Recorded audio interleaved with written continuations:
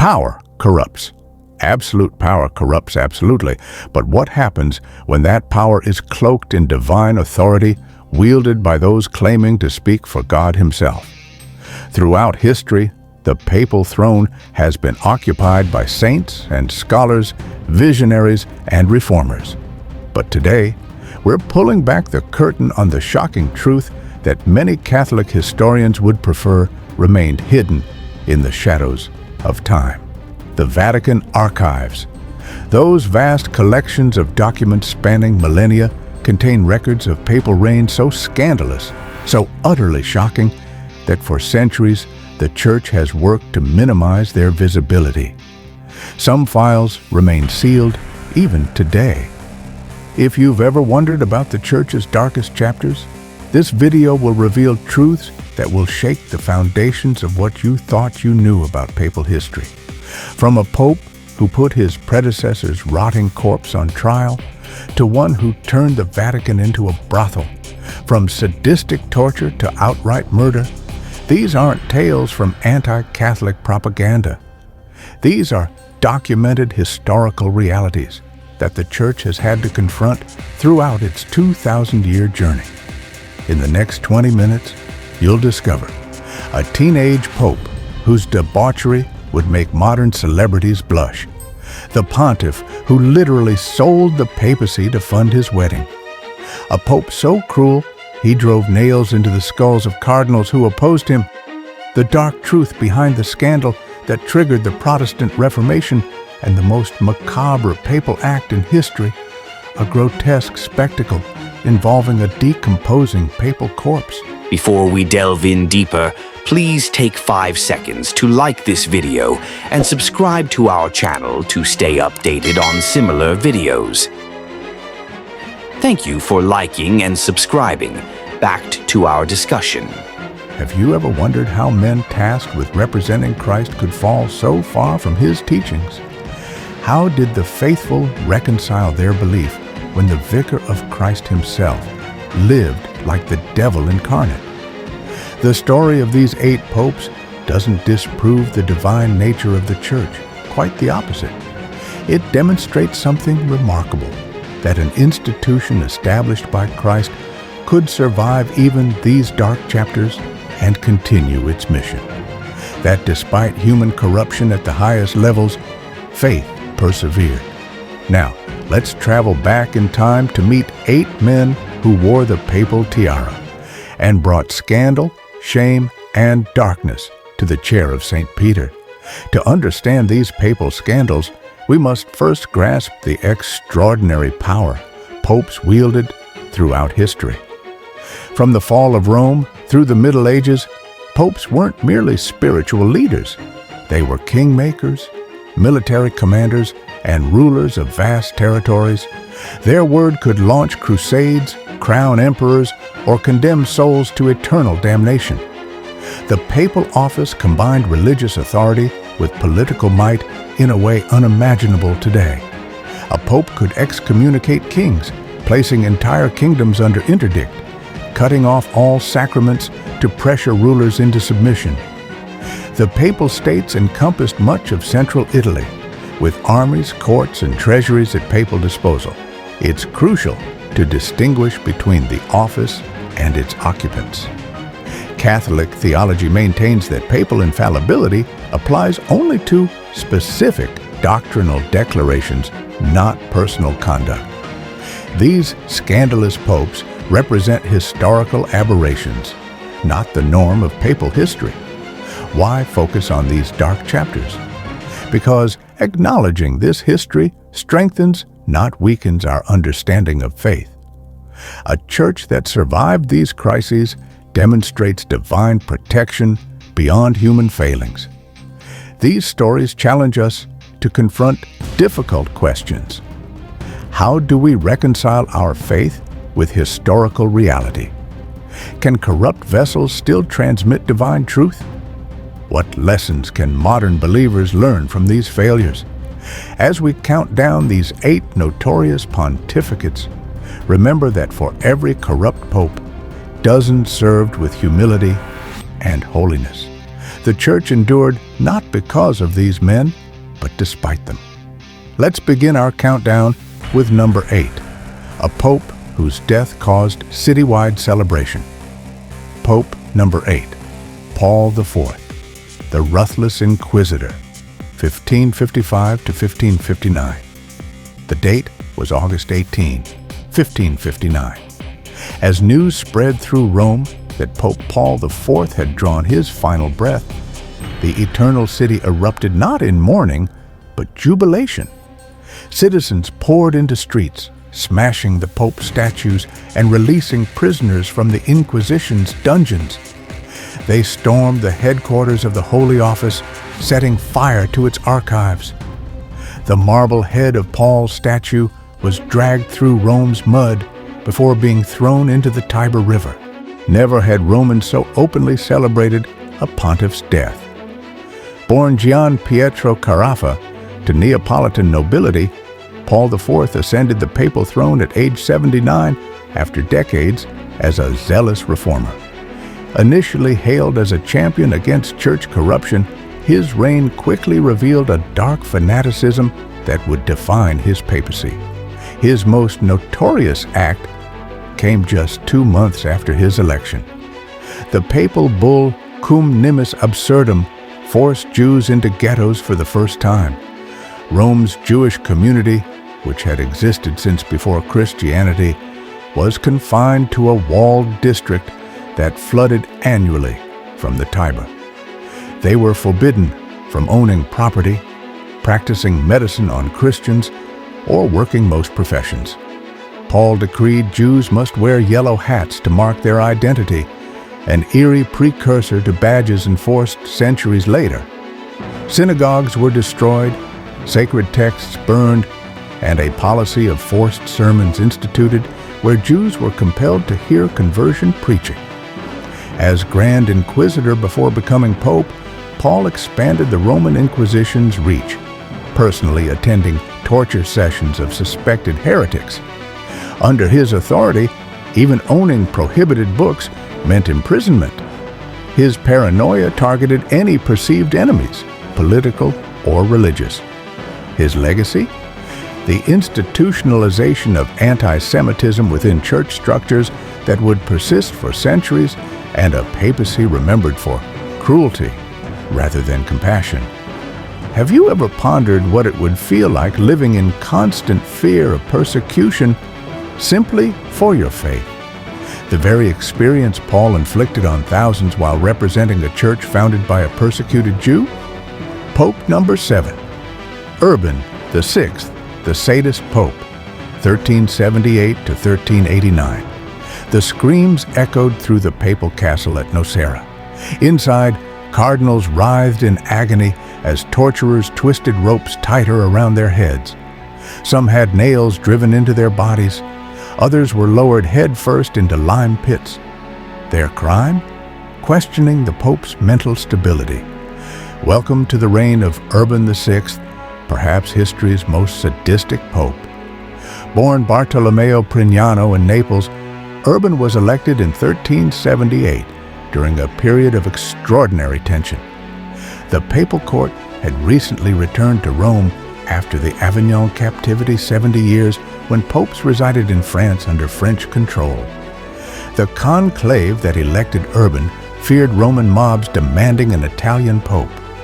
Though not a cardinal himself, Prignano was selected as a compromise candidate.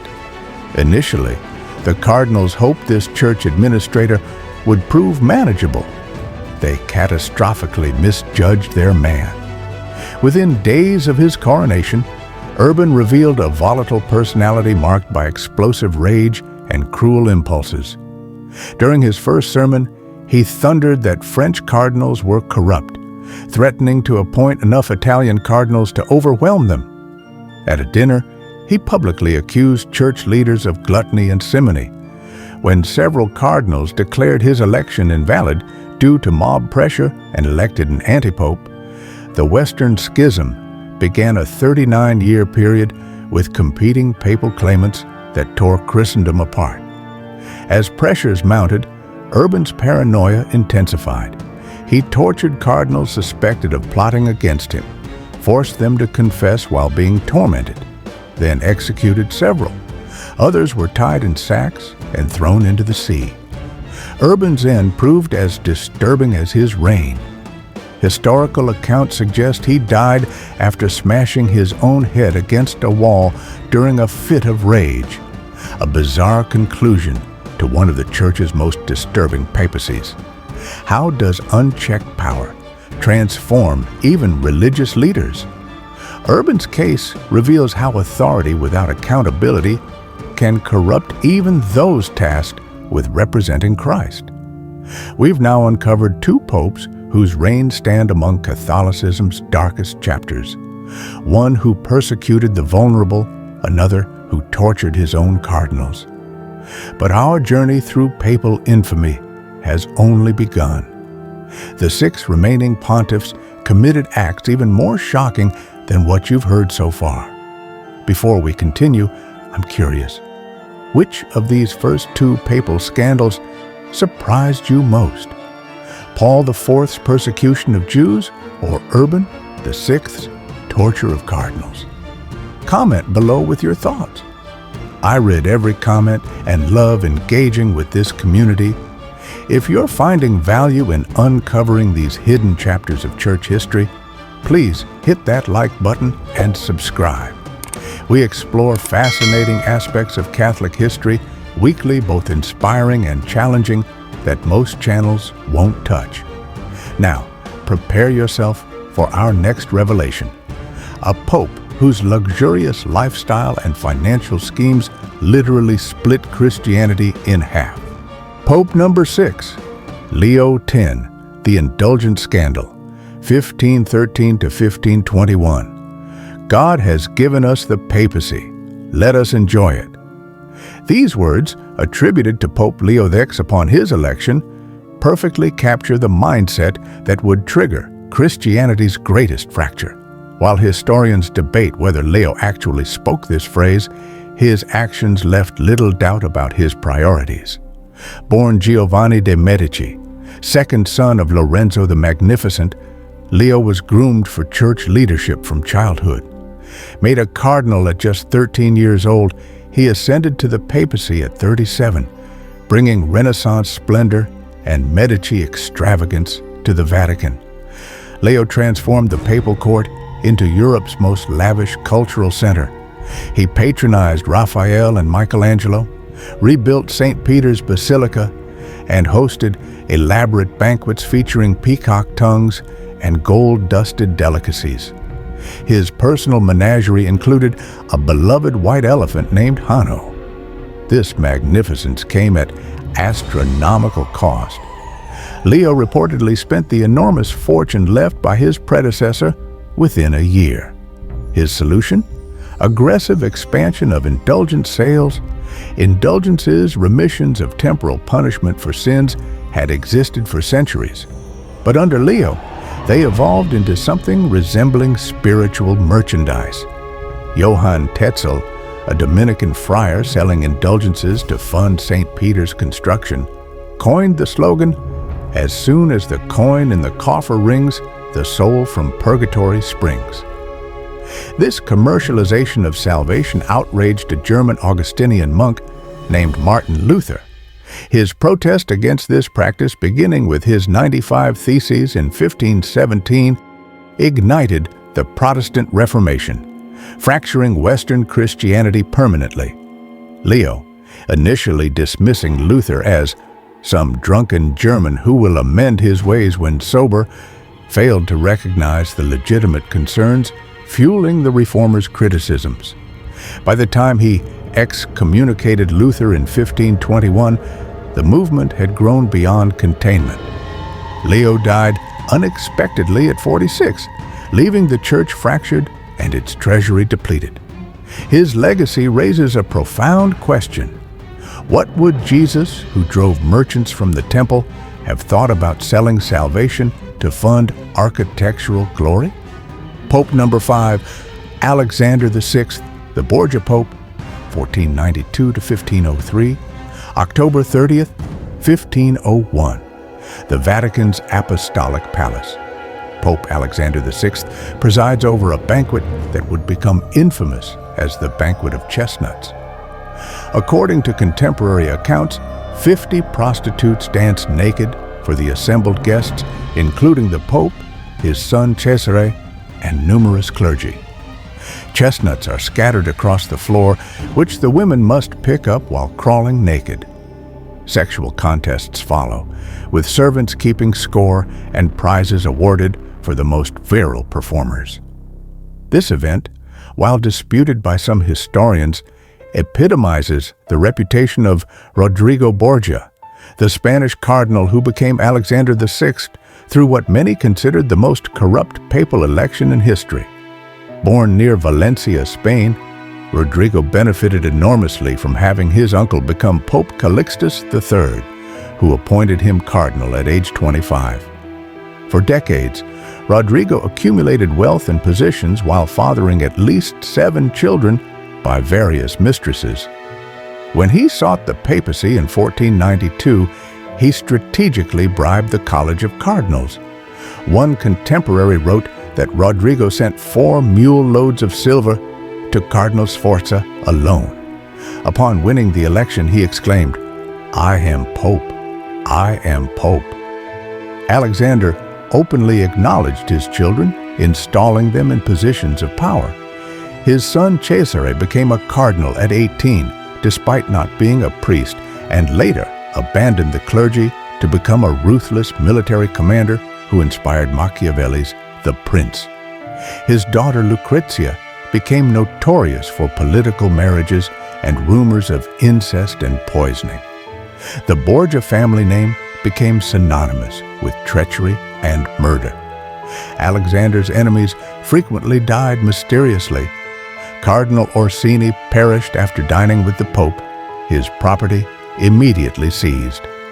The Borgia poison Cantarella was reportedly kept in a ring and administered in wine. Alexander himself died suddenly in 1503, his body quickly decomposing in the summer heat, turning black as cloth according to witnesses, leading many to believe he accidentally drank poison intended for a cardinal. His papacy represents Renaissance corruption at its zenith. How could the faithful reconcile their belief in the Church with leadership that embodied every deadly sin? For many, this question proved impossible to answer. Pope number 4, Boniface VIII, the power-hungry tyrant, 1294 to 1303. I see him enter Anagni, and in his vicar, Christ himself is made prisoner. I see him mocked a second time. I see the vinegar and gall renewed. With these lines in his Divine Comedy, Dante Alighieri immortalized Pope Boniface VIII's humiliation, placing him in the 8th circle of hell, reserved for those guilty of simony. Boniface never read these verses. He died decades before Dante completed his masterwork. Yet the papal legacy that earned such condemnation deserves our examination. Benedetto Caetani became Pope Boniface VIII after the unprecedented resignation of Pope Celestine V, a resignation Boniface allegedly engineered through manipulation and fear. Upon ascending the papal throne, Boniface immediately imprisoned his predecessor until death. Boniface embodied papal power at its most ambitious. His 1302nd bull, Unam Sanctum, made the most extreme claim of papal supremacy in church history, declaring, "It is absolutely necessary for salvation that every human creature be subject to the Roman pontiff." The document asserted complete papal authority over all earthly kingdoms. This directly challenged Philip IV of France, who had been taxing clergy without papal permission. When Boniface threatened excommunication, Philip responded with unprecedented force. In September 1303, French forces led by Philip's advisor, Guillaume de Nogaret, stormed the papal residence at Anagni, Italy. They seized the 68-year-old pontiff, slapped him with a gauntlet, and threatened execution. For 3 days, Boniface was held prisoner, refusing food or water for fear of poison. Though rescued by local citizens, Boniface never recovered from the trauma. He died a month later, his grand vision of papal supremacy shattered. Boniface's reign marks a critical moment in church-state relations. His overreach accelerated national monarchies' independence from papal authority and began the decline of medieval papal power. Does authentic spiritual authority come through domination and political maneuvering, or through Christ-like service? Boniface's failure suggests the answer. Pope number 3, Benedict IX, the Pope who sold the papacy, 1032 to 1048. In the long history of problematic popes, Benedict IX stands unique. The only man to rule as pope on 3 separate occasions, and the only pope to sell the Holy Office like a commodity at market. Born Theophylactus of Tusculum to a powerful Roman nobility, Benedict was thrust onto the papal throne through family influence, possibly at age 20, though some accounts suggest he was as young as 12. His first reign began in 1032, during the period historians call the Dark Century of the papacy, when powerful Roman families treated the papal office as personal property. Contemporary chroniclers describe Benedict's pontificate as marked by rapes, murders, and other unspeakable acts. St. Peter Damian wrote that the palace, once sacred with prayers, was now a brothel of debauchery. The monk Raoul Glaber called him a demon from hell disguised as a priest. After ruling for a decade marked by corruption and depravity, political pressure forced Benedict to flee Rome. Though he reclaimed the papacy months later, by 1045, his position again grew precarious. Then came the unprecedented. Benedict sold the papacy to his godfather, Giovanni Gratiano, who became Pope Gregory VI. The price? Approximately 1,500 pounds of gold, equivalent to millions in today's currency. Benedict's reason? He wished to marry, but Benedict soon regretted his decision. He returned to Rome, reclaiming the papal throne while Gregory still occupied it.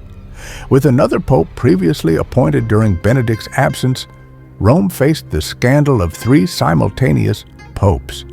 Holy Roman Emperor Henry III intervened, deposing all 3 and installing a reform-minded pontiff. Benedict attempted one final return to power before being permanently removed and excommunicated. The chaos of Benedict's triple papacy directly sparked the Gregorian reforms, establishing cardinal elections and reducing secular influence over papal selection, changes that continue today. Pope number 2, John XII, the papal brothel, 955 to 964. The Lateran Palace, the Pope's official residence for centuries, transformed under John XII's rule. Sacred halls echoed with drunken revelry as the pontiff hosted dice games, appointed men of questionable character to church offices, and turned papal apartments into what contemporary accounts called a brothel. Even by medieval standards, John XII stood apart in scandal.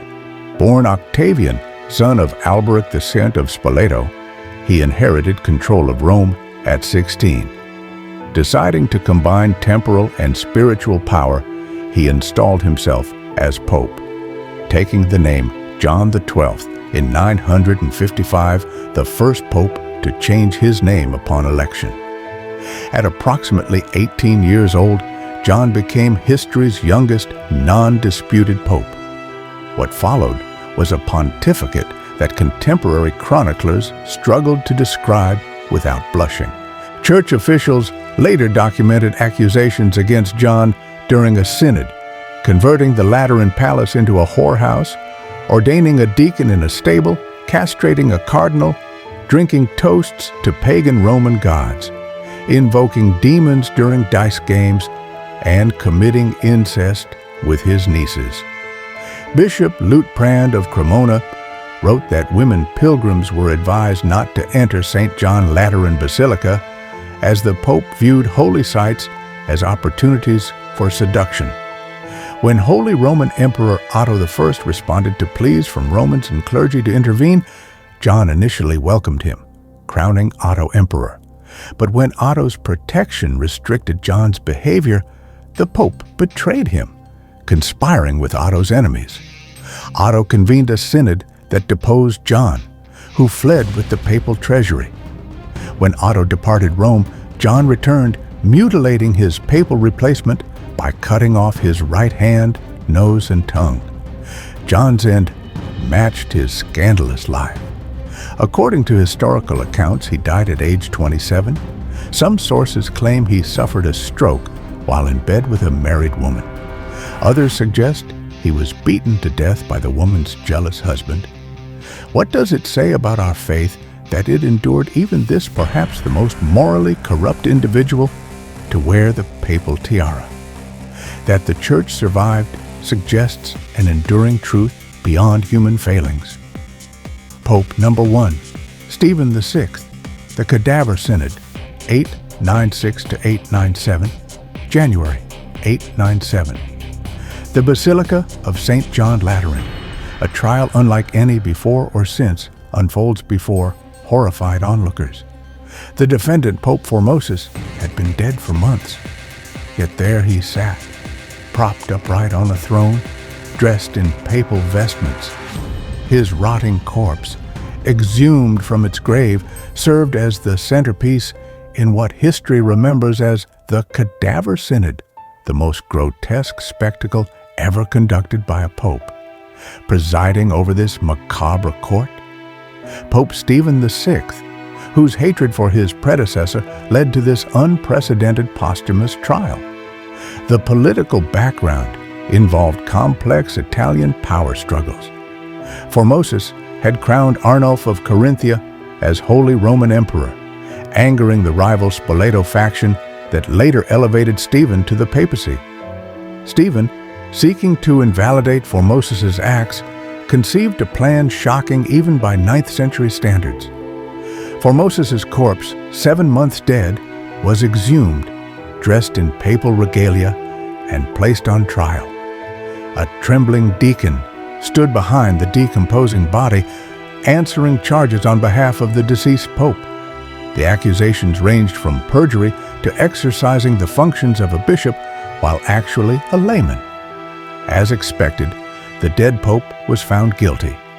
The synod declared all his papal acts and ordinations invalid. The corpse was stripped of sacred vestments, fingers used for blessings severed from his right hand. Dressed in common clothes, Formosus's remains were temporarily buried in a pauper's grave before being thrown into the Tiber River. The spectacle horrified even Rome's hardened populace. Within months, public outrage against Stephen grew. A violent uprising ended with Stephen seized, stripped of papal vestments, and imprisoned.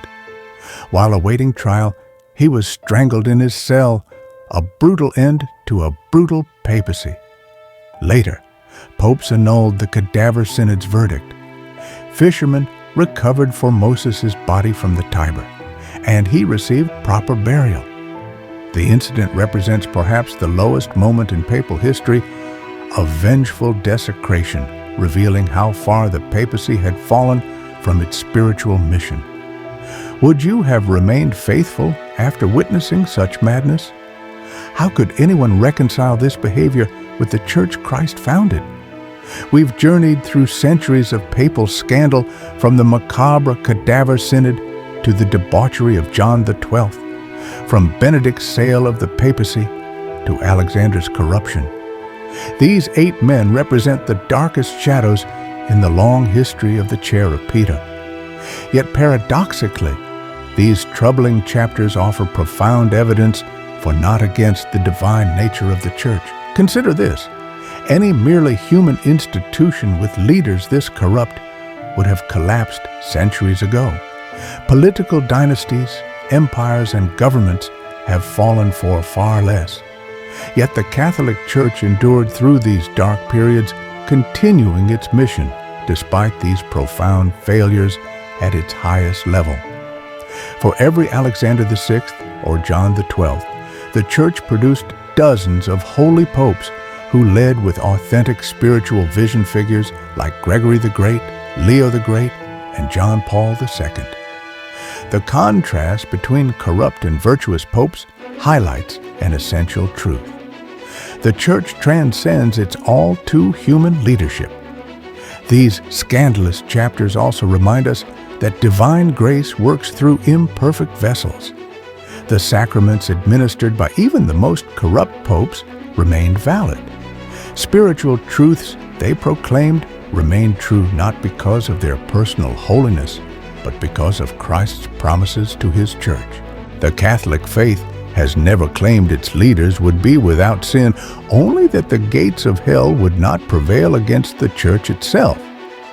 This history suggests a profound resilience that points beyond human explanation. As we reflect on these dark chapters, we're reminded of our own capacity for both corruption and redemption. If the Church could survive these crises and emerge purified through reform, perhaps our personal failings need not define our spiritual journey either. If you found value in this exploration of church history, please hit subscribe and the notification bell. Share this video with friends who appreciate authentic examination of our faith's complex past. Leave a comment with your thoughts on how these historical realities affect your understanding of the Church. Click on the videos above to get more from our previous uploads. Next week, we'll explore saints who changed history, extraordinary men and women whose virtue transformed not just the Church, but civilization itself.